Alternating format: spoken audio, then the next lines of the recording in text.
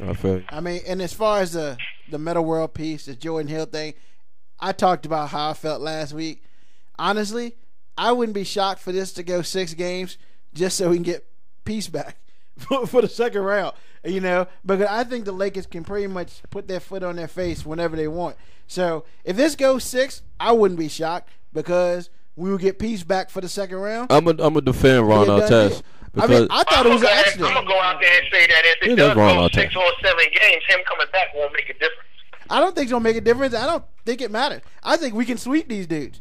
I think that the only way right, feel right. He's smoking on it. No, I think and he don't even smoke, dog. I think we can sweep Denver. They won one game out of the season the whole year. Right. What? 420 was a couple of weeks ago. I know.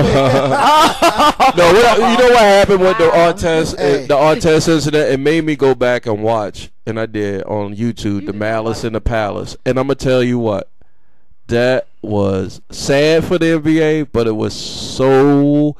People don't realize that Artest didn't react. It was what's to do with the Bush from Union? Steven Jackson. Right, Steven Jackson was the one. Artest was laying down on the table, and the beer bottle landed on him. So if it's a regular dude, let alone Ron Artest, if somebody's throwing a bottle of beer or a glass of beer at you, he didn't get up. It was Steven Jackson that went in there and started winging on him. So, but you know that pretty much let everybody know Malice that in the Palace. even though you pay for a ticket, you can't do what you want to do. Oh, they wrecked shop in Detroit. Yo, they won't have them boys was not having it in Detroit. They went up there. I'm gonna give you an example of something. A couple of years ago, I can't remember the centers. He used to play for the Lakers. At the time, he was playing with Dallas when Avery Johnson was in Dallas. Well, apparently, at this particular game, there was a fan that was heckling and messing with Avery Johnson's wife in the stand. Wow. This particular player, I can't remember his name, he went into the stands to defend Avery Johnson's wife. Now, I told you that story, but how many of y'all remember that? I'm trying to think of the center's name. Exactly. We all know about the melee in the palace. Though. Yeah, Malice in the Palace. And the thing about it, you have to have security that's going to be there to help protect some of these players from certain instances. So ain't nothing gonna stop you if you do. If I'm doing a set and a fan run up on the stage and smack me in my mouth, rest assured, all 160 gonna be up in them for real, all of it. Well, that's just like in wrestling back in the day when fans used to just run in the ring. Okay, if security gonna stop me or not, you ain't gonna run up on me. So I ain't mad at Ron. I mean, I'm mad that he swung on dude like that. That was dirty. You know, there's no place in the NBA for that. It was an accident. He apologized. He got 7 No, games. he off a little bit. Queensbridge now. So what's up? What's going on in Chicago, man?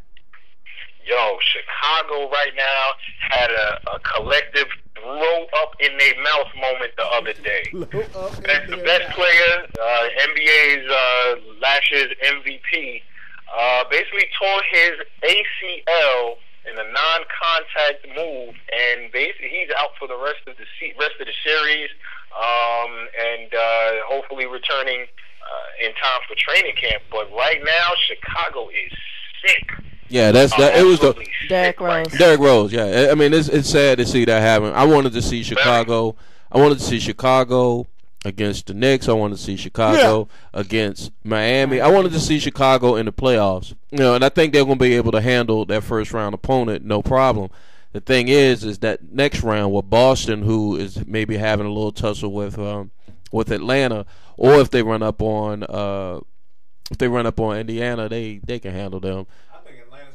Well, if Chicago was to win and they will play the winner of the Boston-Atlanta series right now, watching the game, Boston is up 22-19 in the first quarter. Thanks for that update. I attended the game against with Boston and Atlanta, and this particular game right here is going to be real critical because if Boston was to go down 0-2 going back to Boston, it's going to be real tough because at that particular point, Atlanta is in the driver's seat. So and with Joe Johnson, it's going to be tough for Boston to try to come back if it does go down. If they do go down 0-2. And with a Joe Johnson on the Atlanta squad, he's one of those players. He reminds me kind of like Vinny Johnson, except for he's not Vinny Johnson. Like if he gets hot, he can easily put up 40. Microwave? Yeah, he can easily put up 40 or 50. Same weight class, dog. No, I'm serious. I like Johnson's game. I mean, he could easily put up 40 or 50 and play. Old Vinny. Vinny had a.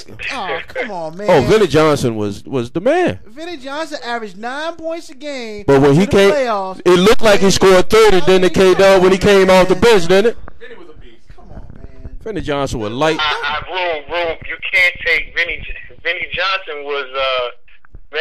He was the epitome of what you want your 6-man to be. Exactly. But Joe Johnson ain't a 6-man. He's a starter. No, what I'm saying is that his game is better than I'm his. piggybacking off of what K-Dub said. If Boston doesn't win this game tonight and go back to Atlanta, and you got a player such as Joe Johnson's caliber who can light it up, they might risk losing the series. You can't go down like that. Boston loses tonight, they will get swept. All you right now in the playoffs, what you need is a score, a compliment player, and then you need some defense. That's what wins. You need you need somebody who's going like a Kobe or a Jordan or somebody that's going to put or LeBron or D-Wade, where they can put the dagger in you. And Joe Johnson is one of those players. He could put the dagger in you. To be successful in the playoffs, you need defense. You need the top 2 players to basically do what it is that they do. But the one thing that separates a lot of teams, the upper echelon, is that they have that third scorer. Yeah. They have that third scorer that comes off the bench, and as you know, at any particular moment, they play starter minutes, but they're coming off the bench. You know, you look at someone like a James Harden. Right. You look at last year's Dallas team with Jason Terry. You know, they have that third player that you're like, oh damn, we got to turn it up. Right. Turn it up tonight. You know, and a lot of teams really don't have that. You know, you have teams. Now, one team that we hadn't mentioned was San Antonio. Oh yeah, they tough. Man, they are looking like the old San Antonio that we all knew back in the early 2000s and late 90s. In fact, I saw Danny Green from UNC on that squad. Popovich won the Coach of the Year award. Yeah. They have a lot of good role players. Like I said, I saw Danny Green on the roster, and I thought Danny Green was out of the league, but he's balling for San Antonio out here. But here's your problem with San Antonio. It's gonna be really hard for them to get to the West Conference Finals because two teams we haven't talked about had that crazy game on Sunday. I mean, the Clip joint. Oh, the Clippers in Memphis. Okay. Yo, if that ain't going 7, I don't know what is. That is sick. I never saw. I can honestly say, all my years of watching basketball, watching NBA basketball, I've never seen a playoff game such as that where not necessarily the Clippers won the game, but Memphis just gave them just gave them the game. But CP3 said, you know what? Let me go ahead and start. CP3 said, let me go ahead and take the game over, and he got in that. Inside, still a close series though. I can see that game. I can see that series going 7. Was the person? It wasn't just CP3. It was Reggie Evans that came in and changed the momentum of that game. Exactly. I mean, he wasn't necessarily scoring a lot, but he was doing things that basically are things that help you win games. And you know, as the game was going on, they were just chipping away. Memphis, for whatever reason, they had a 20-plus point lead, and they started shooting jump shots and stopped being aggressive. And then at a particular point, just like I heard Charles Barkley say, Memphis didn't play to finish to win the game. Memphis played not to lose the game. And they got Buffalo Bills. Not to lose, you will lose. Yeah, most definitely. But, you know, it's going to be hard for San Antonio to corral one of those two teams. You know, I think San Antonio can beat Memphis from last year. They got a reason to beat. You know what? I disagree. They might not beat the Clippers, but they're going to beat Memphis. It may come down to, if San Antonio was the matchup with Memphis, it could come down with a retribution type of game. They want to get Memphis back for the way that they manhandled them last year. Yes, indeed. Or if they were to play the Clippers, it could come down to a situation of youth versus experience. Right. I think I would give the nod to the Clippers, even though they don't have the experience in the playoffs. But I think their youthfulness. I don't know if Karan is because I know Butler got hurt the other night. I don't know if he's playing, but just foreshadowing to that second he's round. Done for the series. Yeah, if San Antonio plays the Clippers, that both either any one of them against San Antonio would be a good series. But you know what? I got San Antonio and Miami in the finals. That's just Grizzlies pick. Okay. That San Antonio LA Clippers matchup would be so on because right. now you got Tony Parker against Chris Paul. Woo, that's some point guards for you. Yeah. And they basically do the same thing. They can score. They running off pick and roll. They're smart point guards. That man, you know, I don't want to jump ahead to the second round, but man, that would be super. Cool. All right, Dub. Couple more things. Hey, look, man. Why is everybody and their grandma getting hurt? Yo, I once again, this is just my own opinion. I think that Mike Wilbon had an article about this a couple of days ago on Sunday, and a lot of people have started to agree that, you know, condensing this 66-game season into this short amount of time, you can see where it has worn down the players. Now, I heard yesterday a lot of people, you know, that are not professional athletes, you know, complaining about, oh, you know, how are these professional athletes complaining about not getting rest? But what we don't realize is that these individuals, they travel a lot. Yeah. They do so much physical work within a short amount of time, and then when you don't have recovery time, you know, that does affect your body. We all see what happens when the game starts at 7:30, and then at 10 o'clock, 10:30, the game is over with. But what we don't see is the practice time. What we don't see is a lot of players coming in at 3-4 o'clock in the afternoon, having to sit in the training room and go through a lot of different things just to get them ready for the game. And then after the game, you know, sitting in ice baths, having to take ice baths, having to put these contraptions on your leg to make sure that, you know, the blood is circulating a certain way. And imagine doing that just so much within a short amount of time that a lot of players have started, bodies are breaking down. You had Derrick Rose tear his ACL, and maybe 30 minutes later, in another game, Iman Shumpert. Oh, that hurt. That hurt. That was you know, you look at a lot of players that have back. Man, listen, I'll even throw something else out to you. Dwight Howard, who's one of the most durable players in the league. You look at him, and he's a physical specimen.